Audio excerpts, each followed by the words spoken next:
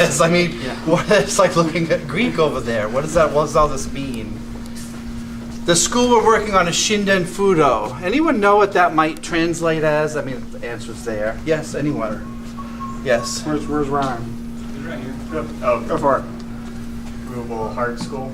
Immovable spirit or immovable heart school. So that's what the Shinden Fudo is. It's one of 9. What I love about our martial art is that we have 9 different lineages that we can teach from. Most schools have 1, maybe 2. It's rare to see even 2. So with 9 schools, you can kind of get really good at one of the 9. You're going to have the one that's your favorite. This is one of my favorites. Because it has to do with nature, and I love nature. So if you're a nature person, you like the trees and outdoors, you like to meditate with the birds and stuff, this might be your school. It's Shizen, the natural school here. The concept of Fudo Shin, which is this immovable heart and spirit, is not like immovable as in I never change. It's actually the opposite. My heart changes a lot because I understand that everything's impermanent. Nothing lasts forever. So things like, it actually said this is the tenets of the school. Grief, pain, and resentment, which are negative things, are natural to feel. We all feel these things, but we must understand their causes and control them. So my immovable spirit is, I cannot be shaken by negative traits like grief and pain. I understand we're human. We are sad. We get depressed. We get angry. But like number 13, what is it? Number 13. I am so strong, nothing can disturb my peace of mind. That is the essence of Shinden Ryu. I love it. Number 13. The characteristics of this particular school, there's no particular footwork with it. So all the katas, you can use lines, circles, up and down, which we're going to do tonight. There are throws, punches. It's designed more for people with swords. But the katas we're going to do tonight don't involve weapons. But this was an armor-based school. So you'll notice some weapons in there at the end. So everything's incorporated. Daken Taijutsu is one of the tenets of this school. That's when you use the body to literally destroy and knock down your opponent. I love that. Your entire body. Tai, Jitsu, the art of. Attack the opponent until he is knocked down or falls or is incapacitated. And this school will do a lot of hits on the way down. And the idea is you don't want to be able to roll out of it. And they just beat you into a pulp so that you are knocked down and incapacitated. It's a real killer school. This is not a sport. The kamai, what does kamai mean? Stance. Can be stance, what else? Also form. Form, attitude, posture, all that's kamai. Shizen is the kamai. What's Shizen mean? Natural, right? This is the ready position we do before every class. Shizen. Everyone do Shizen. This is how the katas start. Relaxed. Natural. This is not a natural posture. You don't do that normally. When I go through the mall, I'm natural. So I'm ready to accept anything. My heart is open, but it's also immovable. You will not take my space. I love that. The other kamai is Fudoza, which is the seated version. So if everyone sits with me, here's how you do it. There's several ways. The easiest one is from Seiza. You're here, Seiza. You flatten your feet, just for now. Take your right foot and curl it in so that your foot goes against your calf. Now I'm sitting in a triangular shape. Fudo again is immovable. This is the immovable seat. Now it feels weird because I'm sitting on my left foot. New people, it's very painful, I'm sure. Now, you would put a pillow under your butt so that your knees would go forward. You would lean forward. This takes all the pressure off your back. But we don't have a pillow. If you had armor on, you had to curl your back toes up. So everyone curl your toes. Now, this is weird. You curl your toe, right? And you sit on your heel. On your curled toes. Talk about painful. Why would they sit this way in armor? So they can get up easier. Yes, partly to raise you up higher, but also because you have a piece of steel right here. There's no way you can sit flat. The steel will crush your veins. Now watch the steel. If I go on my toe, there's room underneath it. So this is how they sat in armor. And then their other foot would come in front, and your toes would turn this way. See how my toes are bent? And then you would put your knee on the ground. This is exactly how they sat in armor. It's so uncomfortable. This is Fudo classically. And then you'd sit on your other foot. We're not going to do that. No one sits that way anymore, thank goodness. Seiza is hard enough, but that's the other kamae. Some of the katas from seated position. Tonight we're going to do tachi waza, which means standing. So everyone stand up again. There are 3 levels in this school. Ten no kata, chi, and the shizen shigoku. 3, think of scrolls. 10 is the heavens or the sky. Chi is the earth, and then this is the more advanced kata. We're dealing with weaponry and stuff. Tonight we are working with the ten no kata. I can't remember how many in that one. I think there's about 12 techniques. Some of these we learn in our black belt syllabus, so you might see some similarities. Tonight we're going to work on Unjaku. Everyone say un. Un. That means cloud. The spiritual name my teacher, Mr. Hayes, gave me is Ho-un. It's a Japanese name. It means Dharma cloud. So the un of my spirit name is cloud, and that's how you say cloud. Jaku means sparrow. It's the little bird. Chickadee sparrow. So Cloud Sparrow. This particular kata, you have to feel like a bird flying. Do you remember, everyone do this? Remember how you perch down like this? We just practiced it? Sure. Go ahead down lightly. But I want you to think how a sparrow lands on a branch, so you're not heavy. I am going to my knee, but I'm ready to spring up again. So a bird, you know sparrows, when they kind of hop to branch, they land lightly. So if we're in Shizen and we're moving, I want you to land lightly on the branch. And then you come up again using your thigh muscles. Cloud Sparrow, if you've ever seen like a cloudy day when it's going to storm, and you see the swallows and the sparrows catching the insects, well, the weather pressure will lower the insects, and the sparrows go in and out of the clouds to eat the insects and stuff. That's what the attitude of this is. Cloud Sparrow. The attack, everyone get ready, is classical. From here, the attacker is going to come in with a right Fudo Ken to the opponent's face. People in America do not punch that way typically, but we're going to respect the tradition tonight. We can change it later. So everyone's left foot's forward. You're in armor, get low, hands are up. From here, take your right foot, step through, smash them right in the face, the mempo, wherever you hit them. You understand the attack? Yes, sir. Yes, sir. For now, watch what the defender's going to do. Can I have an attacker here? Sir. Maybe over there. Sir. So when he punches at me, I'm going to start in what kamae? She said, right? So I'm not going to spaz out. Remember number 13? Even though I'm about to try to be killed, I'm not going to let him win. Don't move. From here, this is the correct distance. If he punches in and I don't move, he's going to smash me. Very nice. As he hits me from here, I drop down here, underneath him. The sparrow lands, it goes underneath the attacks. Maybe he's the clouds and I'm the sparrow underneath him. Now, where's the danger down here? This, maybe a kick, but I'm not going to sit here. This is a millisecond in time. What's going to happen to him when he sees my head drop? He's going to be pulled into it. So when he attacks me from here and all of a sudden I'm down, he's like, where did he go for a second? He's like, why aren't you here? What is happening? I don't like you being this close. The next part of the kata is as I'm down, I spring up, I smash him in the face with the left Fudo Ken. I'm going to go slow, but the timing is here. One up, boom. You spring and you pop up and you smash him in the chin. In reality, bang, what's going to happen to him?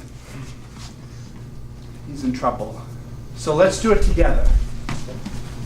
Shizen, In this case, I'm stepping forward with my left foot slightly and going down on my right knee when he punches. Down and up. And I'm real close to Cole. That's part one. Can you do it? Cole has on this Mempo mask. If we were in armor, some of us, Mr. Danes, noticed when we drop when he punches, you were kind of like this. That's bad. Why? You're bent forward, you're off balance. Off balance, fist is here, knees right there, all kind of his swords are right here poking me in the eye. You're supposed to go down with your back as straight as you can. Remember when the bird lands, its back is still there. When he comes in and I drop from here, it's down here. And he can't see me because I'm beyond his mask. Mr. Danes noticed, well, if he was wearing a mask, you would go underneath his field of vision. That's correct. Now, if you don't have the mask, because only the rich ones had them, if you were just some simple warrior, you wouldn't be able to afford a mask. Mask is for the people that want to identify. So it's this. When he comes in, it's straight down, so I'm almost pulling him over me. It is not, again, it's not this. It's not like here. If you're a ground fighter, go for it. You can shoot it and tackle. You wouldn't tackle armor. The next piece from here is I drop down and I come up with this immovable fist. Look how close I am. Don't worry about that. You just took that out of play. His arm is naturally extended in armor. The second I hit, I'm going to curl this over and throw him. Notice my position here. Down, up, and in. What happens to him? He's toppled, remember? That was our goal. He's knocked down. Real slow. Remember the bird. It goes down and it springs up. Make sure your other hand's shielding. Boom! If you wait too long, he's going to retract. So it should be punch, scoop immediately. Do it with us. Down, up, hook, vertical leg in front of his. Ganseki Otoshi, in this case, you can go forward or backward. In this case, I'll take him down this way, straight to the ground. Okay? So let's get to here. Pow, right? Rise up and you hit him. He specifically said this punching arm loops around and is as vertical. This isn't my pal, we're not hanging out. This is wrong. Okay? You get in here, you're vertical. Big difference between this and looping over like this. Because we're doing the throw, right? Big difference. Shah! Pow! Hooks! Right there. And what's Mr. Cole doing? Forgot Cole's last name for a second. What's he doing? He's pretending that he's getting rocked right there. Without that you don't have time to get in there to do this part of the kata. See this? You feel the difference? One's form and one is a throw, which is really cool. 42. I'm tired, and the reason I'm making your right arm tired is because it must be because you're keeping it down every time you do this. When you land, again, think of a sparrow. Who bird watches? I do. I love it. Anyone, not necessarily watch them, but you have birds come, you have a feeder. If everyone be in Shizen, now just pretend someone cut your knees and let gravity drop you. That's how you should be doing this. A lot of you are actually going up first, then down. If I'm going up first, I'm giving him a tell sign that something's happening. I don't observe the birds enough to know when they're about to land, do they go up and then land? I don't know. But if this is Cloud Sparrow, the sparrow drops under the cloud. The sparrow doesn't go up and then drop. Everything's imagination. Some of you are dropping out here. That's not where I dropped. Actually, the kata says you put your fingers lightly on the ground, and maybe I could grab dirt and throw it. I don't know the reason, but I think the reason is they want you to be at one with Fudo and movable earth, and then you pop up like a flower. But think of this in heavy armor, like a tank. My distancing, I let him come to me. See where I am now? I'm right underneath him. Cloud Sparrow. What happens if when I'm coming up and I hit him in the chin, what if he retracts this arm? Boom! I'm in trouble. I can't get the throw. Do I give up? Yes, sir. Is that the attitude of Shinden? Yes, sir. Runaway snowflake? Yeah, bang! If I hit that and it doesn't work, I run into this one and catch it. I caught the other one because it was available. Slow motion. Sparrow. Whoa, boom! That one disappears. I have this opportunity. Move in and hook it. Keep his head in bay here. Watch the movement. Enter, close, turn. Take the leg out from here. So we are dipping left. Do it with me, left. Right arm is going to scoop his left. Watch again. Your job as the attacker is to punch and retract. Watch his right arm retract. Boom!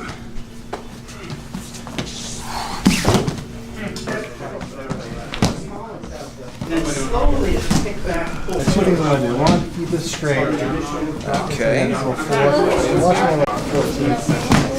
Hit this down. Slide back. And then when you get the hand, I do this. I'm going to go down. I come from underneath with a sword. A lot of you are wrapping it, which is a different movement. What are you going to do naturally when I wrap your arm? You're probably going to pull it free. You don't wrap his armor, you lift him. Go ahead and put your palm up. Put your other hand under your elbow. Lock your own arm up and lift it. Now how do I do that? Everyone touch this part of your arm. This is like a sword. So when he punches from here, I lift him. An elbow is hitting him in the ribs. Now look at the difference between that, one, and two. Muscle, skill, or understanding anatomy and the armor. This is plate steel. I'm wearing plate armor too. No one does this in armor. So when I go down for Unjaku and I drop and I hit and I move in, I'm lifting Cole's armor. I lock his elbow, which locks his shoulder, which locks his back plate. Different angle. Down, up, locking. Slowly as I rise and hit, boom, I lift. If it goes over your head, I still have other things. There's always backup in Fudo Ryu. You could, with the dead arm, you might be able to move into a mote. Yeah, that's why training in all these arts are important, because you get more pieces of the puzzle, more pieces to the kit. I may be down here and I may drop like a sparrow and I may be here and hitting him on the way up, right? I can go into, doesn't matter what scoop, but if I'm down here, I can scoop his leg and catch this way.